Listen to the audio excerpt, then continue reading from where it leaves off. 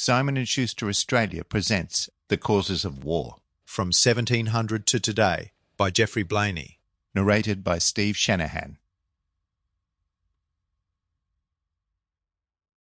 Preface to the 4th edition.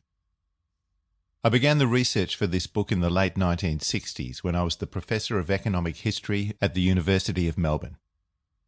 The Vietnam War was arousing intense controversy among most of my students, for Australia had sent armed forces to the war. Urged by student leaders to lecture on the causes of war, I finally agreed to create a series of lectures on one condition: we could discuss every war except the Vietnam War. That topic already was highly emotional.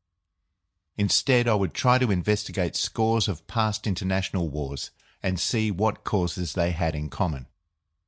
I would also investigate long-standing theories, which probably had never been cross-examined by historians.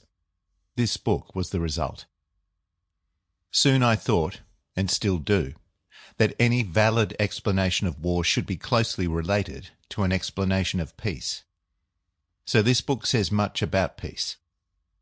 Some sympathetic American reviewers have suggested that its title should be The Causes of War and Peace. The first edition of the book was published in Britain and the United States in 1973. In the following quarter century, it became one of the more widely quoted books on the causes of war. Justly criticised here and there, it increasingly appeared on the reading lists of military academies and universities in a variety of lands, and some of its main arguments, originally seen as heresies, won favour with various scholars and soldiers. One of my novel arguments is that most nations entered wars with an unjustified degree of optimism. Each of the opposing leaders expected victory, a result which was obviously impossible. This is my first attempt since 1988 to revise the book. Repetition has been averted here and there, and I have enlarged and reshaped Chapter 16, which originally was called Australia's Pacific War. The main arguments of the book remain unaltered. A new Chapter 18 narrates the ending of the Cold War and the initiation of new wars in the period 1990 to 2025.